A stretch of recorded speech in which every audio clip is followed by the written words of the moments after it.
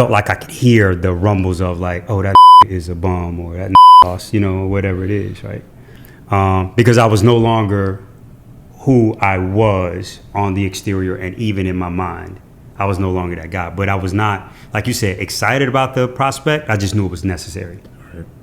So I knew I couldn't play that game in perpetuity, or else I was going to end up being 40 and fuck. There you go.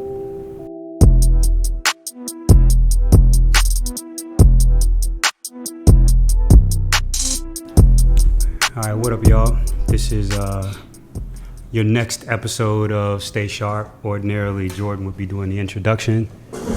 So you're stuck with me handling that responsibility. My name is Rashad Tyler. This is a special guest, my little cousin, but I'm honored to call him a teammate at Raire Label, DeVon Walker. Good to see you. Let me kind of finish my intro before you deep voice me out of this conversation. So Stay Sharp is where we kind of discuss ways that we go about exploring, if not managing, our creative journeys. And I like to get into a conversation that I don't know that we've really prepared for very well, but I mean, we here though. We are here. We here, so let's roll. We are here. So again, DeVon is someone I have a deep admiration for. He's just a fantastic human, and I think the people that have come into contact with him would speak that way of him. So with that said, maybe we should, before I prompt that and I realize it's important, to kind of give a little bit of context around how you think of yourself as a creative individual or as a professional. Mm-hmm. This is a bit off the cuff, but I thought it would be important to give some context. No, absolutely, and hell of an introduction. Definitely hell of an introduction, but that introduction wouldn't be possible, nor would it be accurate if I didn't acknowledge that you were my blueprint. So just taking a moment to really let you know that on camera. Love. But as a creative, myself, just being eclectic is something that I truly pride myself on. Yeah. Being able to pull from different sources and not box myself in, but also just be open to experiences and different people. Yeah. And that's what allows me to be fluid, in this realm of output. Everything you said, as you're kind of running through it, I'm saying the whole time, because you really, I think, execute that as a way of going through life. So right. Let me push on to a couple of questions that I have pre-prepared, or at least a couple prompts.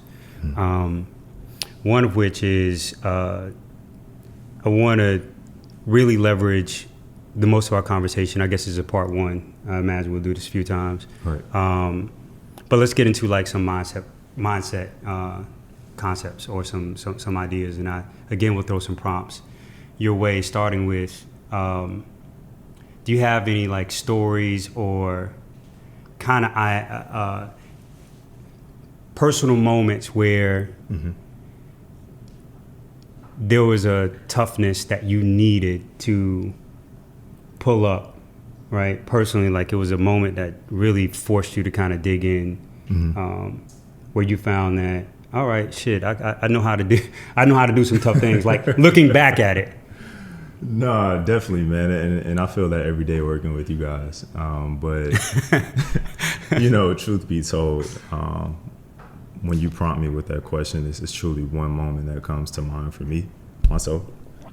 That's coming out of 2019, 2020. So for those that don't know, I played professionally overseas. I played in Europe. So this is right on the end of my career as a basketball player. Yeah. Right. So my whole identity is built on that, and now I'm transitioning over to the next phase of life, or next chapter. Right. And it just so happened that I chose a transition that landed me in Los Angeles. So I'm in Los Angeles. It's 2020, and I'll try to be short with it. But March 16th, I remember that day. That's the day that all hell broke loose, so to speak, and the pandemic jumped off. Right. So I'm fresh from playing basketball. I'm in LA, don't know anybody, just trying to figure it out. And then, something that changed the world as we know it immediately sets off. And then in the midst of all of that, probably a month into the pandemic, ended up losing, a few relationships that I had out there, but also my home. So I had nowhere to stay, right? So like in LA, right, and I'm in Los Angeles, so keep that in context. where And food is hard to come by at that time. It was a desert out there. Everything was crazy. You couldn't get an apartment. Buildings were closed, so Yeah. it was tough. And Shit. a lot of people don't know it, man, but I ended up actually, living out of my car. And it's something that a lot of people would be embarrassed to say, but, that's truly the moment for me, where toughness really, really set in. Yeah. So, well, a couple things. Number one, just for context around like LA at that time, Right. there are not normal options. No. Like, this is not a time where even someone would welcome you into their home There you go. or friend. Like, this is not in any way, all right, I need to make a move. 5 out of the 10 normal options are just not even a possibility. There you go. Right. Compounded with, you're not in a place where you have maximum resources. There you go. The other thing is like, number one with sharing like stories like this, obviously this is a safe place, even though, some people are going to see this. The reality that I've come to find in my man walk is living on that edge of being available for big things to happen requires some personal sacrifice and some exposure to that type of a moment. I don't think, because I've definitely lived out of my car. Right. We talked about this. Right. Although, not for an extended amount of time, and obviously you weren't for an extended amount of time, anybody who has spent multiple nights in your car, you know what it's like to have you're just naked. Right.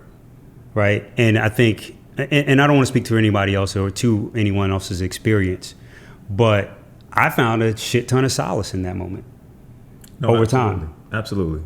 Absolutely. And the vulnerability is something that you say, when you're first introduced to it, but it's something that you begin to embrace, which ultimately leads you to that solace that you just mentioned. Right. Because I think ultimately everybody's afraid of that moment. Right. All the time they're fighting against that moment. And then once you get to that moment, and I wouldn't say this is what it was for you, but rock bottom, you touch that place. Oh shit, it ain't what I thought. It's not. Yeah. Because you think it's going to be terrible, right? Because your whole life, everybody's been protecting you from rock bottom and touching that thing. And you find out like, yo, I'm in America.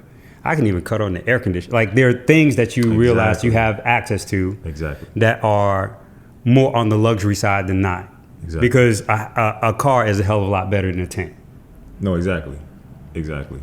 Now, if that bothers you, the idea of this, we can have another conversation about that. Feel totally free to comment below or kind of send a note and all the rest of that. But I want to move the conversation along and kind of even share a similar story, because you mentioned, thirdly, loss of identity. There you go. And I think that's a really, really big topic for a lot of people. Do you want to kind of share a little bit more of your thought process about like what it feels like to, for a majority of your life, think of yourself as this? Right. And then, okay, I'm no longer this, or at least the way that I introduce myself or what precedes me before I walk into a room. Yeah. So, I mean, and going back to what I was saying, like, basketball, that was my identity. Yeah. To be a player. Star player. And especially from high school to... Yeah. So, I was regarded as such. And I built my view of the world through that, right? So the way I communicated with people, the way I expected them to communicate with me, it was all built through that. Yeah. And to have that, I won't even say stripped away, but just to have that chapter in. Yeah. Right? And transition over to somebody else, a new identity. It's like feeling naked, and it's mixed emotions, because it's scary at times because you don't know. Yeah. You're walking new terrain. But it's also exciting because now you get to reform and rebuild yourself in a way that makes you capable of just continuing greatness. Yeah. So on the back of your story, my comparable story is probably leaving music in 2012. That's right. And so my arc had been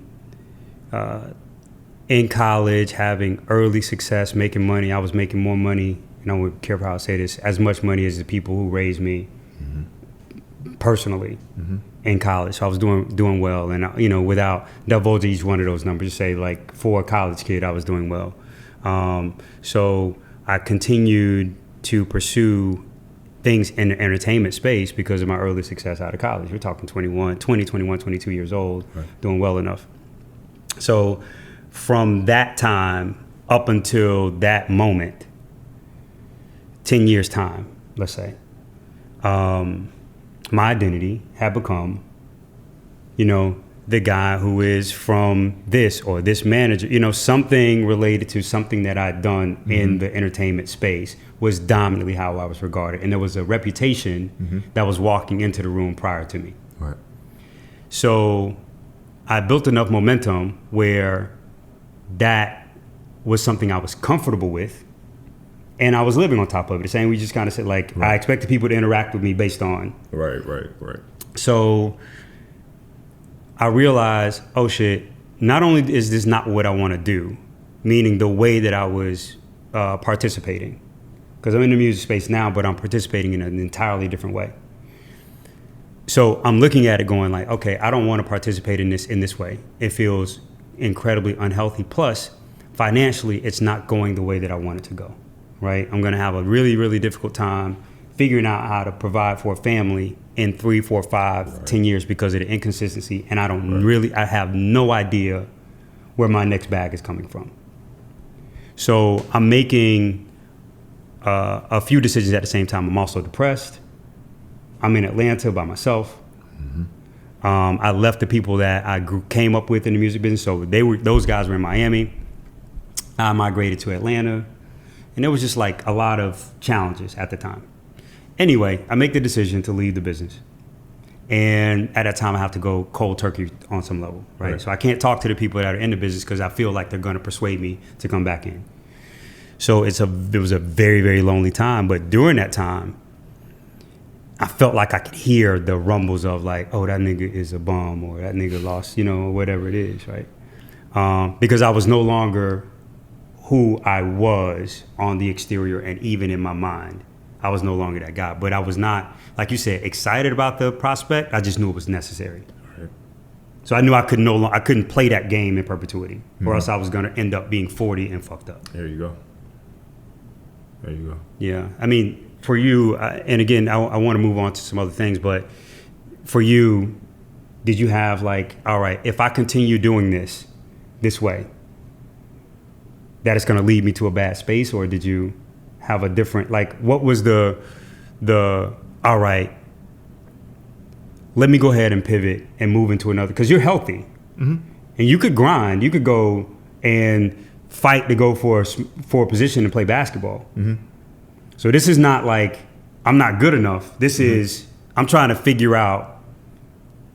Yeah, no, absolutely. And it was all trajectory for me, right? And having a self-awareness about what I truly wanted, and what was feasible. And that's never an easy conversation, right, to have with yourself when you've been honest. Well, it should also be said that DeVon is a straight A student. DeVon is master's degree in some shit or something crazy, like couple degrees. So this is not the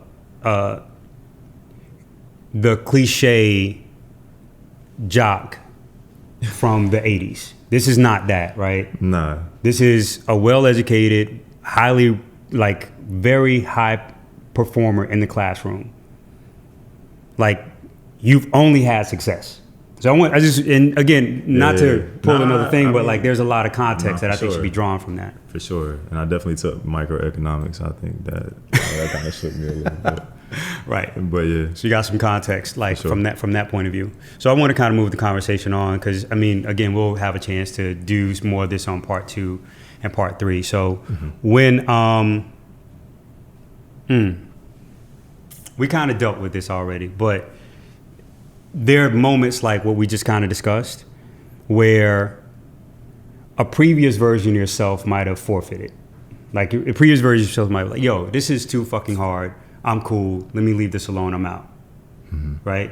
What do you go to psychologically, or did you go to psychologically to move yourself along with that? Because that's a moment where, again, perhaps a previous version of yourself even responds to it differently. Right? You know, some people who are going through a moment like that, who don't have the training or the set of things that you're going to fall back on, I'm hoping you'll describe now, would want to kill themselves, would want to quit it all, would want to, you know, go rob somebody. There's a lot of options here. Right. No, so absolutely. What did you fall back on from a mental apparatus standpoint? So just from a psychological standpoint, for me was falling back simply on just being on the offensive end. Yeah. Right. And we can scale that from sports to just life in itself. Yeah. But, you know, normally we all have those moments where like, man, this shit, like, I don't know about this, man. I'm straight. You know, like it's easy to say that. Right. But instead of letting that moment engulf you and stop you and make you stagnant, just say, okay, how in the hell am I going to overcome this? Yeah. Because I know it's going to be the same thing at the next moment and then the moment after that. Yeah. So that's where psychologically I just took myself to, and it's not easy. You know, and it's a game of tricking yourself as well sometimes because you may not even believe the shit. Yes. So you got it, right? So, and you correct me if I'm saying this the wrong way. So, the way that I describe that to people is you find the narrative that is the right narrative for that moment. Right. So it's not about it being right, wrong. It just needs to be the best one. It needs to get me through that moment. Right. So ultimately, like, and you know, I don't want to spin this into a conversation about like meditation and reading and those other habits that'll expose you to alternative narratives and also a way of getting to them. Right. But just know that the first thought that you have is chosen. I mean, if you continue with that thought, it's chosen. Absolutely. And so like, you know, unfortunately, Jordan has to deal with this all the time, or anybody who's been around me for any extended amount of time will know that I'm outwardly self-talking, particularly in the gym. Yeah, I probably caused a bunch of y'all bad gym habits. But what I'm wanting to do is similar to what happens in meditation, like you're taught to hum or to find a sound or try to find or listen to your heartbeat, different things like that so you can focus and keep your mind on a particular target of your choice. Right. So again, like this sort of thing is what people are taught. Right. So if you take that idea that it's literally you focus your mind on a sound, you can focus your mind on yeah. Right. And that's what I'm doing. I'm giving myself a positive affirmation. Right. You're good. You got it. You figured it out. Right. So I'm a proxy for all of those emotions, all of those thoughts is me saying yeah. So anytime I could be walking around the house and I'm getting into a negative set of thoughts that are wanting to keep me like, all right, you're not going back to the desk. I'm like, nah, you got it. Yeah. And then I'm literally able to walk over to the desk because I've averted the ability to focus on the negative concept by reinforcing my escape prompt into my mind. Dope. Yeah, it's worked out a lot for me, but I hesitate to be able to try and explain it to people because it's not as... Yeah, I understand that. But you also are my blueprint, so it's easier for me. Yeah, you're executing, but you're executing that stuff in the dark when nobody else is moving with you, and you're not accountable to anyone. So you are actually like holding the personal responsibility for performing, which is an entirely different thing. So that deserves its own acknowledgement because that means that it's yours, right? And you probably will be a better teacher of it than I would be. You follow what I'm saying? Nah, absolutely. I just never thought I'd hear today I'd be better. Whatever, yo. So I don't want to, for context, I'm much older than he is. And he's still trying to get me to play him in basketball. Like I think he's trying to get me in shape so that he can whoop me. Nah, man. Nah, you know, we got history. I got a lot of stuff built up. All of them old ass whoops you trying to get. I get what's going on. Too, man. All right. Well, you know, they done now. You'll never get a game. All right. So among all of ability to move yourself around psychologically with positive self-talk, right? There's that, and we all need that, and of course, we're leveraging it to move us to the next space. But that does not mean that we're not getting negative feedback from other places. Right. Friends, family. For sure. The whole nine. For sure. How do you manage those inputs? Right. And just answering that question. So normally when we get negative feedback, our immediate thing is, how in the hell am I going to respond? I know they saying some wild, wow. There's no way they could do what, you know what I'm saying? Right. Like we are, Right. it's a respond. Right. But for me, what I found works best is to listen with love, right? Yeah. And when I say that is to listen with an understanding that there's a deeper intent behind what's being shot towards you. Yeah. So somebody may be coming at you, and it may be, hey, you hey, come on now. Like, you ass, bro. Like, you trash. You know what I'm saying? Like, that it could be as simple as that, right, from a sports metaphor, right, to something else about how you live your life or whatever it is. Yeah. Just but critiques. A lot of it is deep-rooted in an intent for love. And even if it's not, you still tell yourself that, it is. Right. Right. And you do that because you still have to be a certain person for those people. Correct. Yeah. When we were preparing, I was like, it's a very easy conversation for you and I because we agree around a lot of these kinds of points. And, again, like if there's somebody listening who has opposition to that, like, look, let's have a conversation. But what I will say is there are books that are around these kinds of topics, like Don't Take It Personally is basically the sum line, I think, that anybody could leverage much more easily. But I think The Four Agreements is a fantastic book that helps people pull anecdotes that will help them, move their minds towards executing that reaction a little bit more consistently.